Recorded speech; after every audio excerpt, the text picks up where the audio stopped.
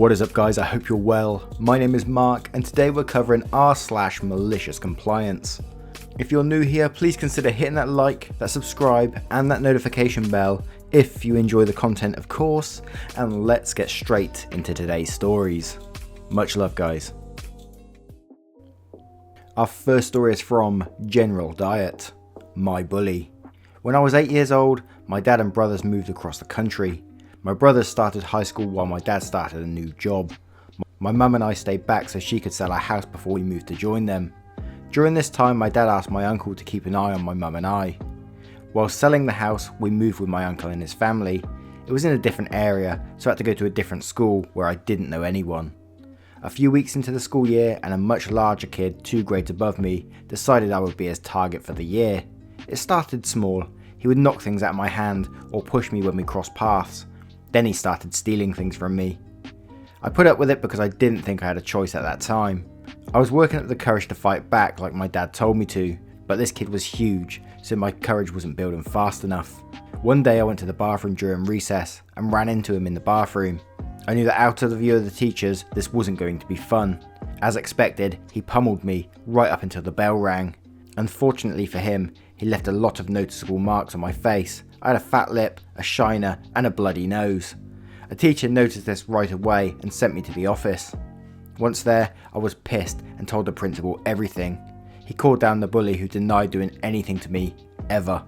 The principal knew he was lying, so he scheduled an appointment with both sets of parents. That night, my mum and uncle went with me and his parents went with him. Once in there, his parents constantly denied that their kid did anything and even said I was bullying him. I was 8 and could see how ridiculous that was. The principal had another meeting to be at, so he asked that we meet again the next night to resolve this. The bully's father started complaining and saying that if I bully him again, that he is okay with his son defending himself. He made a point of saying that just because you lose the fight doesn't mean you weren't the bully, which I guess is technically true. Except in this situation, his son was definitely the bully. Everyone agreed to meet the next night, and we left school. As we were getting into our cars, my uncle went over to the bully's father and put his arm around him. He walked him to where I assume he thought he was out of sight. It wasn't. My uncle beat this guy up really badly. Then as the bully's father was lying on the ground covered in his own blood, my uncle leaned in and said something. He came back and everyone remained silent for the rest of the night. The next day my bully was not in class. That evening we all went to meet up with the principal, and the bully's father looked like those UFC post-fight photos. Lumps and bruises everywhere. The principal asked what happened, and my uncle responded by saying that the bully's father was bullying him and he defended himself. Just because he lost a fight doesn't mean he wasn't the bully. The principal took a moment, then looked at the bully's father and said, "Is that true?" The bully's father looked at the principal and said, "Yes sir." Then he said that his son needed to say something. My bully stood up and began apologising as he broke into tears. He confessed to everything and said he would never bully anyone ever again. Then the father apologised for not believing me and the way he treated me. My uncle looked at the principal and said, "I think we can accept that apology. Is there anything else?" The principal said no and let us go. For the short time I was stuck going to that school, the bully went the long way around me whenever he seen me. Whoo-hoo! I got to say, I'm a little bit partial to a bit of bully revenge, you know. I'm someone who was picked on in school in my last year, absolutely. I think I've said it in a previous story. There was like a smaller one who was the bully and a bigger one who was like he was like this typical thing you see in cartoons, like a big dumb guy who was just super strong and I would stand no chance against. But the little guy knew this and bullied away. I always fantasized about getting some sort of revenge on him, and I still fantasize about it to this day. And I know that's not healthy, but you know. The next story is from Crispy Silicon. Hell hath no fury like a teenager scorned. It's a long story, spans years of time. Cue hazy flashback to 1997/8. Growing up, my family ran a business dealing with water and waste pumps. By the time I was in high school, I worked for them outside of school as needed, and I'd grown up around the industry. At the time of this story I was 16, maybe 17. I got a few funny looks out in the field sometimes, but normally wasn't a problem. This time, it was. Many sales they make are bids. You go to the Builders Exchange, which is basically a library for plans and blueprints. You get the plans, get to the part applicable to you, and see what they want or need. Then you submit a price you think will win you the job. Many times the plans will actually specify a model that meets their needs, in which case you bid that or a comparable one. Other times they will give you specifications and selection, and matching is up to you. Going through the books and software for curves, chart that shows how it flows under load. This time was the former. The job was a retrofit / expansion on the city plant. The engineer had a specified model of pump he wanted, and I'd match its specs. Put in a submittal for the approval on the substitution as required. It gets approved and we are cleared to enter a bid. We proceed forward putting together a bid. At one point, I have the plans in front of me and I'm looking at the drawings. I don't like what I'm seeing, which is a lot of pipe and a lot of distance. I check and I recheck and come up with the same result. The total head is how far you're pumping, calculated by the distance and including losses from the pipe, is too much for the pump that was specified. Way too much. This puts the pump way outside its curve. It's going to be deep into overload. I used my corrected numbers and found a proper match, but not only was it significantly more expensive, but physically different, would require large revisions. So I put together a revised submittal with the numbers I ran and the recommended pump. It included the math from the drawings and the curves, faxed it over to the engineer's office, then I called him. It did not go well.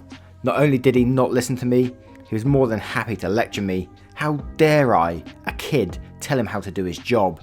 No, he would not accept any revisions or submittals.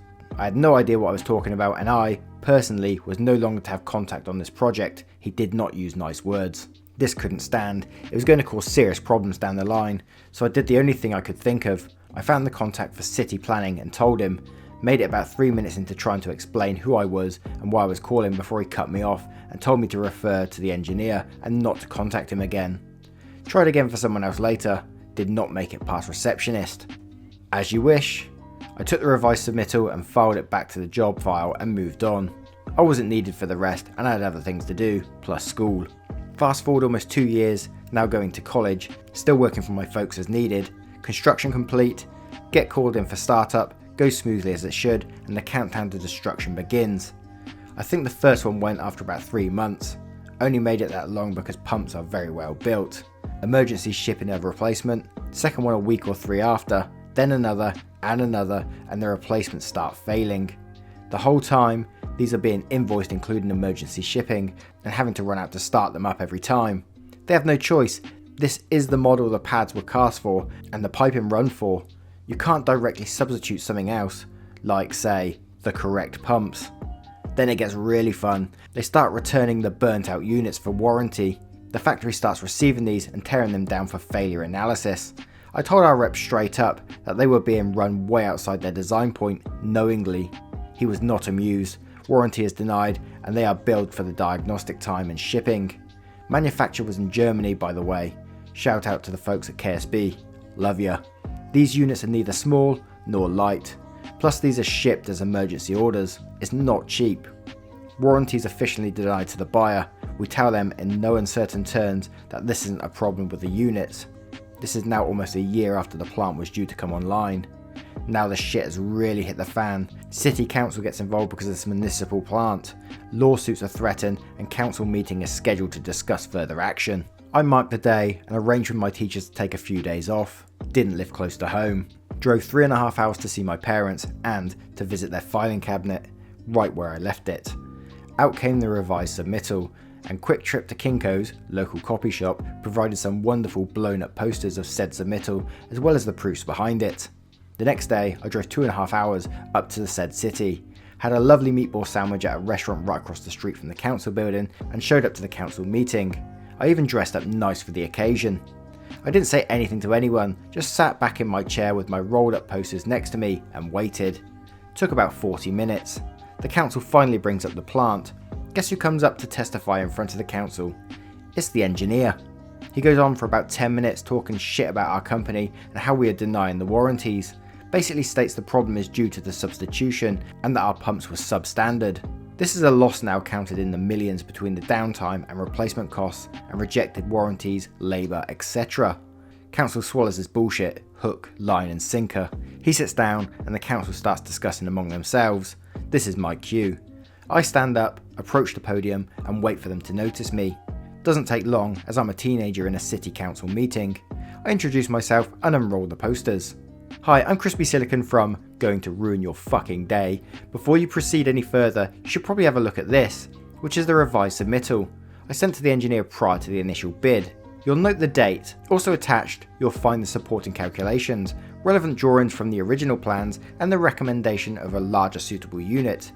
You'll also see the fax acknowledgement sheet showing it was received by his office. Immediately after sending, I contacted the engineer directly and advised him of these issues. He declined. I was told outright to keep my nose out of things I didn't understand and to leave engineering to adults. He was well aware the units would self-destruct if run at this point. After that, I called your planner, who refused to listen and referred me back to engineer. If you'd like, I'll be more than willing to contact our phone provider so they can verify that fax and those calls were placed. I'm grinning like a Cheshire cat at this point, and I'm not holding back the evil one bit. I'm sure I look like a psychopath, couldn't help it, also didn't care. Dead fucking silence. So yeah, the warranties are void as all the units were operated well beyond their design point. I still stand by the revised submittal, so feel free to call me when you're ready. I'll leave these here. Still completely silent, the entire council looks like I just dropped my pants and mooned them. Then after a few seconds, one of the ladies on the council gave me a "Thank you, Mr. Silicon, you can go." I left my posters on the podium, turned and walked, made full eye contact with the engineer as long as I could with the same grin. He looked like he was probably going to vomit, didn't stick around to check. Stopped by to give my folks a hug on the way back to school, and that was the end of my involvement. No idea what happened to engineer or planner, but the city paid every invoice in full without another peep.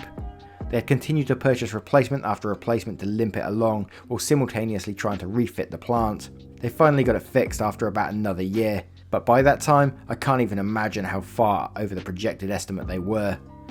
Wow. What I'm impressed with is the confidence you have at that age. Going up to a council meeting and confronting them, and with that knowledge, that must have been amazing. What do you guys make of that story? I would love to know your comments below. Our next story is from Darling Squishy. Maliciously complied and locked my boss out of his own home. I used to work as a property manager for a semi-large company in a small city. Among the usual duties of a PM, we were also responsible for after-hours maintenance calls. Originally, we were paid for 3 hours of overtime to cover the phone calls we answer and paid an additional $80 for any out calls we had to attend ourselves. The entire team rotated the phone between us, so we only had the emergency phone for one weekend every 2 months.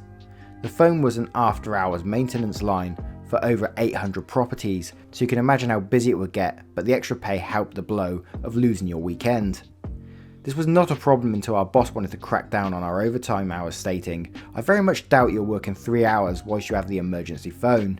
His new rule was for each staff member to document when and who called, and you would be paid an hour of regular time each call, but under no circumstances are you to attend any issues yourself. This includes unlocking for tenants who are locked out of their property. He enforced that the tenant must pay for a locksmith to attend and let themselves in. This angered many of our clients and caused us to be constantly abused over the phone by our tenants, as they had to pay $300 for a locksmith. This is where the malicious compliance began. We indeed documented all our calls, which instead of paying each employee $100 for 3 hours, he ended up having to pay us $500 or more each weekend due to the amount of calls we'd actually take. But it doesn't stop there. What I should probably mention is that our company can provide accommodation for our more higher staff at a fraction of the cost you would normally pay. The manager in question was in such accommodation, and lo and behold, he managed to lock himself out of his apartment at 11 PM on a Friday night. The manager said, "Hello OP, I've locked myself out of my apartment. You need to collect the spare keys and come and lock my door." I said, "I'm very sorry manager, but I cannot do that." Excuse me? Why not?" "Unfortunately, you have instructed me not to attend any call-outs under any circumstance. I can however send you through the number of our preferred locksmith to come let you in." After a few choice words, the manager hung up and phoned a locksmith.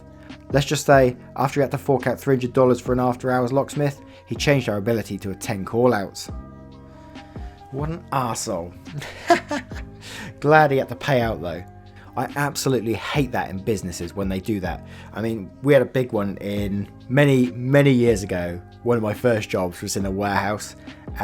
They was big on health and safety. They were like American-based company. And they had the thing called 6S and all this kind of thing. And part of the health and safety is it always takes 2 men to lift stuff, lift it in the correct way and that sort of stuff. You're not allowed to carry things downstairs because you always got to have one hand on the rail. And one day they wanted us to move being the warehouse guys, so we were like scum at the time, to move stuff from upstairs to downstairs, and they want us to carry a massive desk, and obviously we can't have both one hand on the rail while carrying a massive desk above our head. And then they was going, oh no, just do it this once for us. And I was like, no, I'm not doing it because you made the rules up. And I just hate managers who do that. It's just so annoying. What did you guys make of that story? As always, I would love to know in the comments below. Anyway guys, I hope you enjoyed these stories. If you did enjoy these stories, please consider hitting that like, that subscribe and that notification bell, and I will see you in the next one. Much love guys.